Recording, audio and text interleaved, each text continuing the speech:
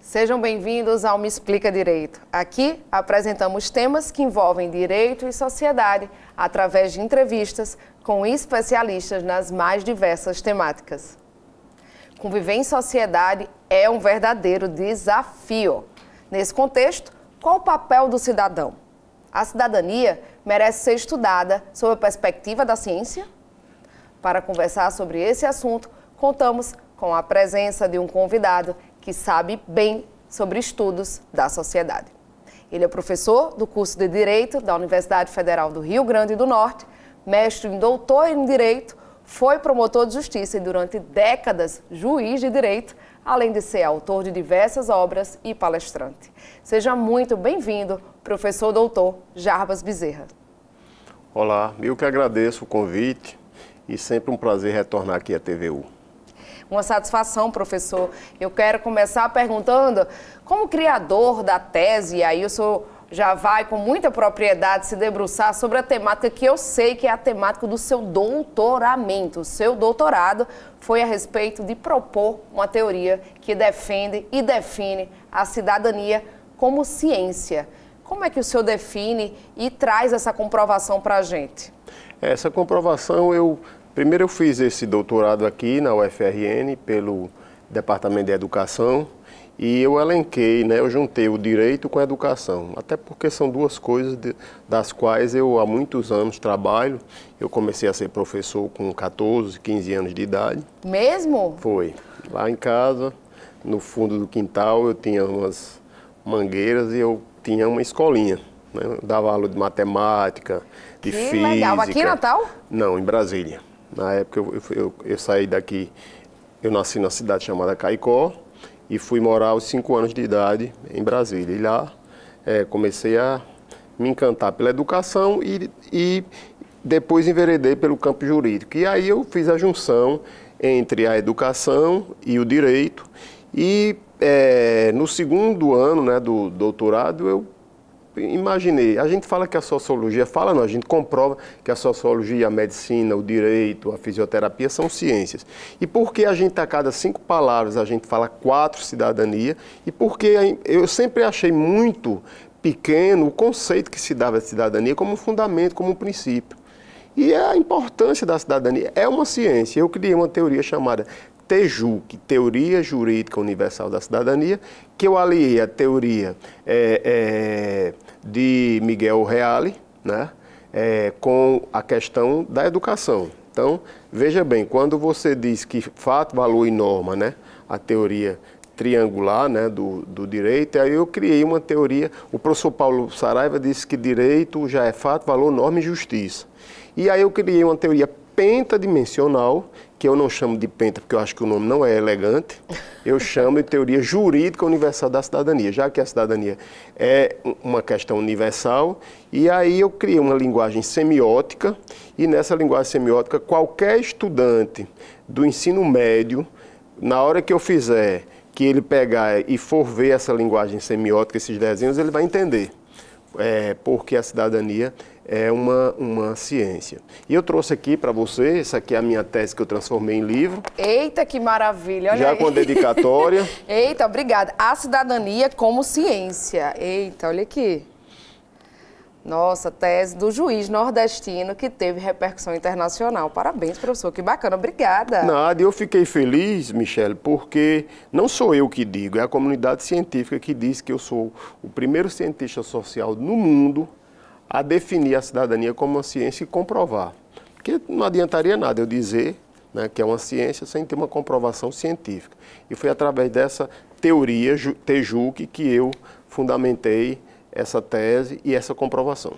Fantástico. Então, professor, aproveitando a deixa aqui, que o senhor escreveu esse livro bacana aí, que traz uma teoria sobre a cidadania como ciência, o que é o PROBEC? O que significa o Programa Brasileiro de Educação Cidadã, que veio junto com essa iniciativa e se materializa dentro da sociedade? Isso. Há pouco mais de 10 anos, eu e Lígia Limeira, que é uma grande parceira, a gente já vinha escrevendo livros desde 2004 sobre eleições, a gente chegou à conclusão de que não adiantava a gente falar sobre eleições sem passar para as pessoas o que é o processo democrático, o que é o processo de cidadania. E aí a gente resolveu trabalhar desde o ensino infantil, e aí a gente criou um programa chamado PROBEC, Programa Brasileiro de Educação Cidadã. E através desse programa, a gente criou materiais, eu trouxe para você aí uma cartilha e o outro livro, A Família Cidadã e as Eleições, para a gente trabalhar desde o ensino infantil até o universitário, porque o que nós entendemos é que, infelizmente, o Brasil, ele forma indivíduos, ele não forma cidadãos. Nós somos professores da universidade e a gente se entristece muito em ver um estudante, principalmente de direito, que tem conhecimento das normas sociais, morais, e chega no estacionamento de um supermercado, de um shopping, estacionando uma vaga de idoso deficiente sem selo. E a gente vê realmente que é uma coisa, imagina, se um estudante de direito faz isso, imagina as pessoas que sequer têm acesso à universidade.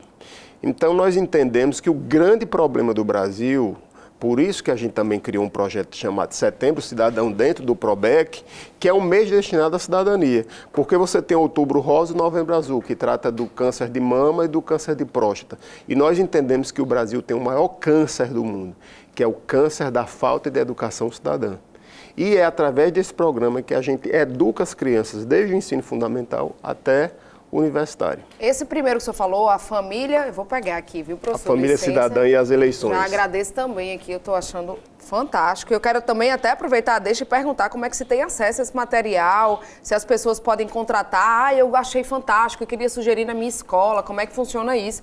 Eu acho bem legal, mas eu quero entender sobre essa família aqui. Me conta essa história, é muito longa? Não, não é longa não. Era o seguinte, Michele, quando a gente começou com Edu e Cidinha, né? Edu e Cidinha, quem são Edu e Cidinha? Que são os mascotes do programa, que Edu a gente chama, é o diminutivo da palavra educação. Fantástico. E Cidinha de cidadania, que é Cida, a gente chama de Cidinha. Edu e Cidinha, a gente, exato, e a gente começou a receber algumas críticas que não foram negativas, críticas positivas, e dizia assim, puxa vida, e esses meninos não têm uma família não? E daí a gente... Aí eles se casaram. Aí a gente pegou e foi formando lá. Eles vieram lá de quem? Os avós. Aí a gente chama o avô de seu nascido, de nacionalidade, a dona Val de Valores. Se casaram, tiveram 2 filhos. O filho mais velho se chama Braz de Brasil e o outro se chama Tolo de Tolerância. Aí Braz de Brasil casou-se com Ju de Justiça. E daí surgiu Edu e Cidinha e o irmão mais velho, que é Cid, que anda numa cadeira de rodas, que foi atropelado por um motorista embriagado numa faixa de pedestre.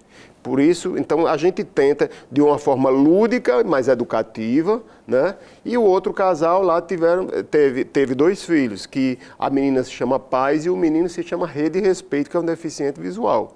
E aí a gente tem o nome da escola, que é Educa, de educação, a professora é Alfa, de alfabetização, e a gente prestou homenagem à etnia brasileira, porque a raça é uma só humana, a etnia que difere é o descendente de índio, líbio de liberdade, o afrodescendente frade de fraternidade, e assim a gente foi criando, e criamos os animais que são os bichinhos de estimação, Bio, que é o cachorro de biodiversidade, a gatinha Sul de sustentabilidade.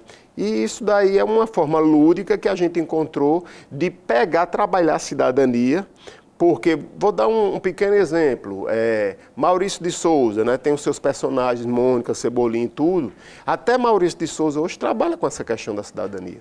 E aí a gente achou por bem criar nossos personagens, mas nominando-os com todos os nomes voltados para a cidadania. Dentro de um contexto de conceitos, enredo e sistema cidadão. Então, exatamente. Essa ideia de que a gente forma indivíduo e não cidadão me impactou um pouco, assim, a forma que o professor colocou. Mas vamos trazer uns conceitos. O que é, por exemplo, bio? Bio é o quê? Bio de biodiversidade. E o que é biodiversidade? É tudo isso que está em volta de nós, que a gente muitas vezes não valoriza. Nós temos aqui, do lado de fora, as árvores, nós temos até, infelizmente, os animais que foram jogados na rua, os gatos, né? Tudo isso faz parte da biodiversidade, é todo o nosso universo de natureza. Eu queria perguntar, aproveitar, desde que a gente está nesse momento bem de trazer ideias mais claras, sob uma perspectiva lúdica, muitas vezes, né, num contexto aí de publicações, e aí tem aqui um alfabeto no Programa Brasileiro de Educação Cidadã, que é um alfabeto da cidadania, não é isso? Isso. Desses amigos da cidadania. E eu posso aqui, aleatoriamente, perguntar aqui, gente, vamos pegar o alfabeto, vamos comigo aqui. Que esse foi o primeiro livro do nosso programa, que a gente pode até chamá-lo de um dicionário de cidadania, que ele vai desde o ensino infantil até o universitário. A gente tem os conceitos. Os bonequinhos, os emojis, quando tem ele sorrindo é porque... será que consegue, hein, a gente pegar aqui? O bom, né, e o ruim. Por exemplo, no B de biodiversidade, tá o bonequinho sorrindo. Bullying, o bonequinho chorando. Então vamos falar agora. O que é bullying? Bullying é uma prática reiterada, né, que nós temos, infelizmente, aqui no Nordeste, né, as pessoas criam determinados mecanismos de você ficar caçoando com a pessoa, de você estar bullyingando com alguém, né? E aí o bullying é de origem americana, que é aquela prática reiterada de você molestar alguém através de piadas, de depreciação, né? Que muitas vezes gera até o suicídio, que é uma causa muito acentuada de suicídio em estudantes do ensino médio, por essas práticas, quando eles são ofendidos dessa natureza, e aí gera o bullying. E o bullying muitas vezes é a materialização de uma discriminação. Total, infelizmente. Quando a gente precisa da ajuda da sociedade, do governo, em virtude de algum direito que é violado, que não nos é garantido, vem a ideia no contexto infanto-juvenil de conselho tutelar, vem a ideia também a nível de sociedade como um todo, de defensoria pública. Vamos falar um pouco dessas instituições? O que é o conselho tutelar? Que muita gente não conhece, né? O conselho tutelar hoje é feito através da eleição, é um grupo de pessoas que já está dizendo conselho tutelar. É um conselho, é um grupo de pessoas que vai tutelar, que vai proteger alguém, em regra, crianças e adolescentes. Então, crianças que são vítimas de práticas reiteradas de agressões dos pais, abuso sexual. No caso de pedofilia, então, por exemplo, a gente pode levar para o conselho tutelar. Eu passei, Michele, 27 anos, anos aqui em Natal, sendo juiz criminal, e a minha vara era competente para julgar esses crimes sexuais contra criança e adolescente. E a maioria das denúncias surgiam na escola ou do conselho tutelar. Então, assim, porque às vezes, aí até é aquela questão que eu quero saber mesmo para a gente orientar o cidadão. Você sabe que seu vizinho pratica pedofilia ou agride reiteradamente os filhos e tal. O cidadão, para praticar a cidadania, ele poderia, então, reportar isso ao Conselho Tutelar? Com certeza. O Conselho Tutelar existe, uma das funções do Conselho é exatamente esse. Infelizmente, ainda é um conselho desconhecido pela sociedade. Eu abri aqui na página, professor, e caiu aqui, né, que estava aberto já, em defensor público. O que é a defensoria pública? Aproveitando que a gente falou do Conselho Tutelar, né, e eu falei que a gente ia tratar desses dois conceitos. A defensoria pública, por exemplo, uma mãe que tem 2 filhos e vive com uma pessoa e ele abandona essa pessoa. Ela pode buscar a defensoria pública. O que faz a defensoria pública para garantir os direitos dela enquanto... Eu digo muito que a Constituição de 1988 ela foi muito pródiga em conceder 2 grandes instituições, né, que não são poderes, porque não integram o poder do Estado, mas foi a Defensoria Pública e o Ministério Público. Então, principalmente a Defensoria Pública agora, que está se tornando mais conhecida, e a quantidade de gente, nós moramos num continente onde existe milhões de pessoas ainda deficientes, não só do ponto de vista físico, mas numa deficiência material. Sim. Não tem condições de pagar um advogado. E esses defensores públicos representam essas pessoas. Lá na vara da qual eu trabalhei lá há 27 anos, os defensores, eu queria aproveitar aqui para parabenizá-los, né? Vários defensores públicos, que aí às vezes as pessoas pensam, mas esses advogados do Estado talvez não vá dar muita assistência para a gente. Pelo contrário. Eles se dedicam, né? Se dedicam, eu ficava impressionado. Abraçam as causas. Abraçam as causas mesmo, de uma forma bem, como se fosse um advogado particular.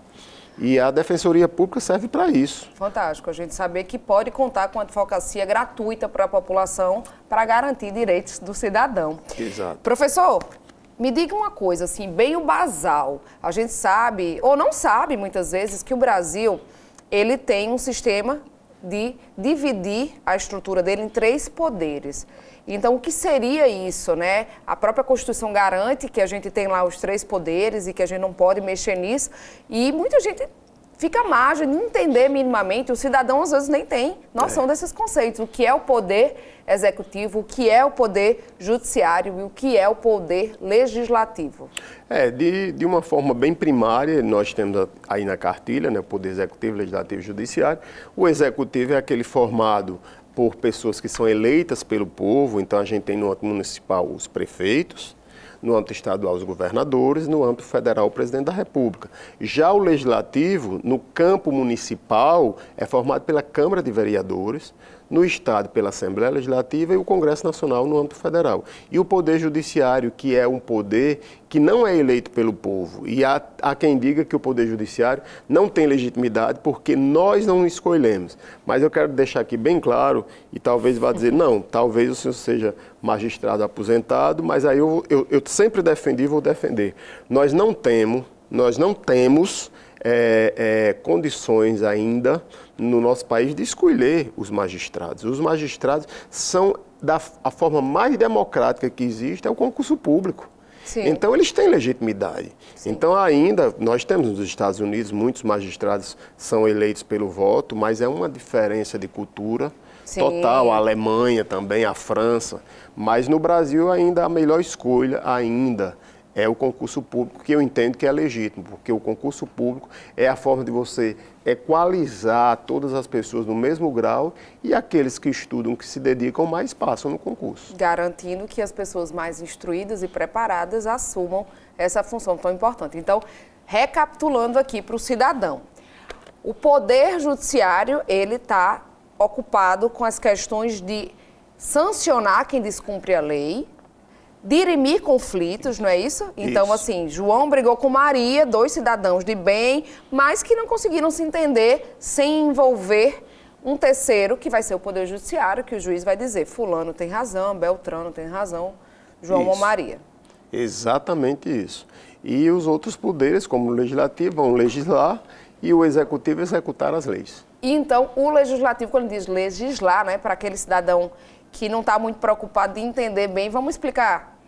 É criar a norma. É dizer assim, vamos fazer uma lei federal, a lei municipal, se a gente tiver na esfera e no âmbito lá da Câmara dos Vereadores, que é município, vamos criar leis municipais. As pessoas não têm noção. Michele, esse piso que a gente está pisando, ele é municipal. A gente consegue no município pegar. Nós não conseguimos pegar no Estado nem na União.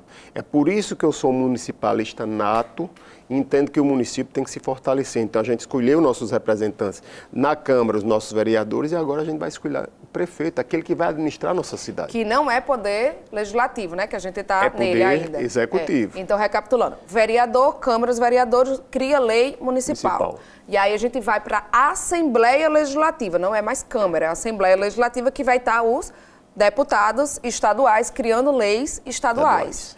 E aí a gente sobe lá para Brasília e manda daqui do Rio Grande do Norte, cada estado com cada qual, os seus senadores e os seus deputados federais para compor a Câmara dos Deputados e o Senado Federal, que formam juntos o Congresso Nacional e vão criar as leis federais. Então, a gente vai ter aí 3 níveis de criação de norma no Brasil que compõem o poder legislativo.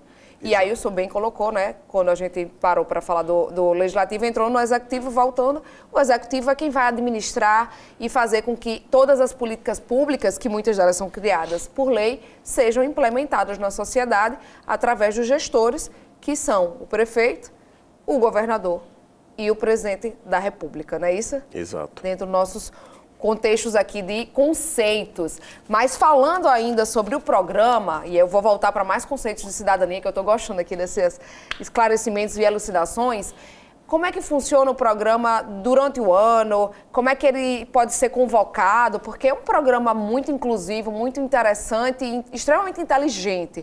Como é que funciona na prática? A gente contacta, a gente compra o material, as escolas elas contratam, públicas e privadas. Exato. O acesso ao programa, só meu Instagram é aberto, Jarbas Bezerra. Só ir lá, deixar a mensagem e a gente entra em contato, seja com escolas privadas ou públicas. Então, os planos é de expandir para o Brasil. Sim, a gente já foi convidado, eu e Lígia fomos convidados, a Paraíba, fantástico, Pernambuco, a Bahia e São Paulo. Muito bom. E a gente falou aqui de 3 poderes e o senhor falou de eleições. Vamos falar da eleição, quem pode votar? Por que para o cidadão é tão importante entender minimamente de eleições? Qual é o nosso papel nessa história toda, nisso tudo? Se as pessoas tivessem noção da importância de um processo eleitoral, principalmente municipal, o índice de abstenção não seria tão alto. E é muito alto, a quantidade de gente que não vota. Às vezes a diferença de um candidato para outro, no âmbito do executivo, é muito menor que o número de abstenção. E de uma forma proporcional, eu fico triste em dizer isso, mas o Rio Grande do Norte é um dos estados que tem mais abstenção no Brasil. Ou seja, a gente tem uma realidade em que pessoas a partir dos 16 anos, elas podem votar, a partir dos 18 elas devem votar, é obrigatório, então 16 pode, 16 até os 17 anos, 18 incompleto. 18 anos já tem que votar obrigatório, mas mesmo sendo obrigatório, até os 70 é obrigatório? E depois é facultativo de novo, né? Você só vota se quiser.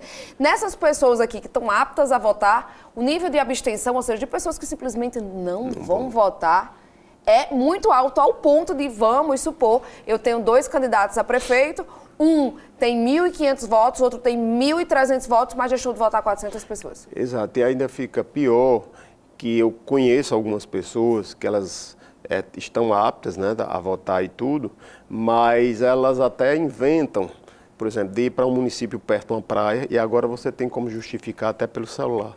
Então a pessoa está fora do município e aí só para não votar. Então é uma coisa que me entristece muito porque o maior ato de cidadania é a eleição, é a escolha de alguém. É a sua participação. É a sua participação. E a gente, muita gente deixa de fazê-lo. É muito triste isso. Ainda existe muito esse conceito de voto de cabresto, de politicagem. O que primeiro que é partido político? Partido político é exatamente... Primeiro, você só pode ser candidato... É ao contrário de alguns outros países, que você pode ter uma candidatura própria sem ser filiado a um partido.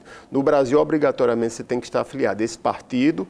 Infelizmente, a gente tem mais de 20 partidos políticos no Brasil. É inadmissível isso.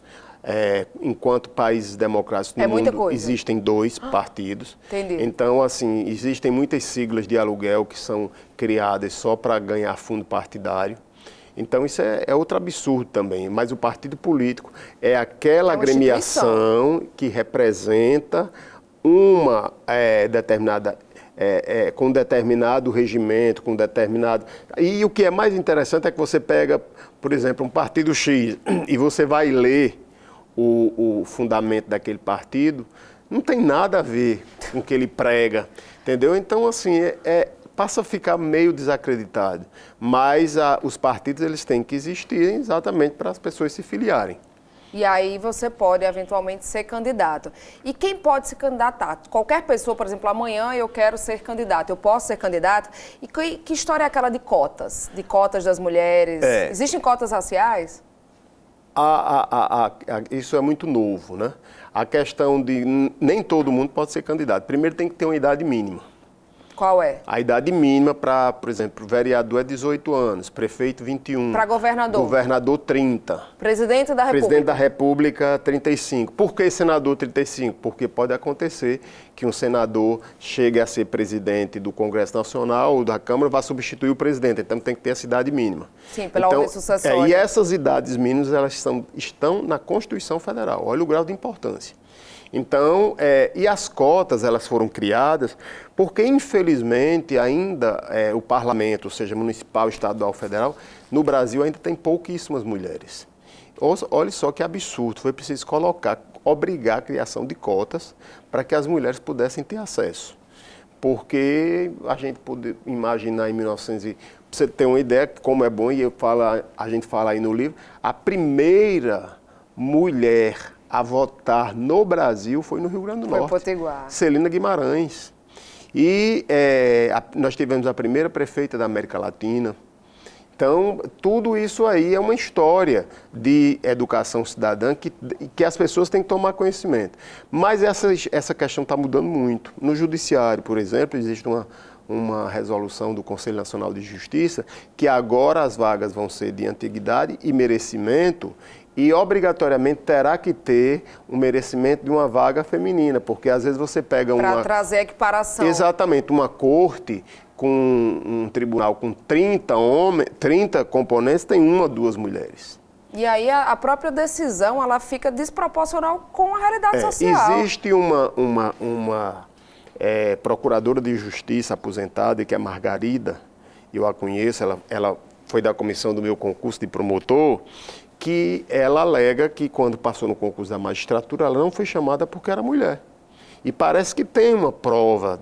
Parece não, isso documentalmente, porque primeiro deixava as mulheres nas colocações mais distantes, então passava primeiro os homens, então aí dizia, não, passaram 20, mas as duas últimas vagas das mulheres, vamos chamar os 18 homens, que são Então a mulher sempre ficou, infelizmente, subjugada e hoje está ocupando o seu espaço que é devido. No Me Explica Direito de hoje, falamos sobre cidadania com o professor Jarbas Bezerra. Muito obrigada pela sua participação, professor. Eu que agradeço o convite, né? E repito mais uma vez, é um prazer estar junto aqui nessa TV universitária que tanto produz cidadania. E você pode ouvir o nosso programa sempre às quartas-feiras, ao 12h30, na FM Universitária e rever quando quiser no YouTube TVU RN. Até a próxima.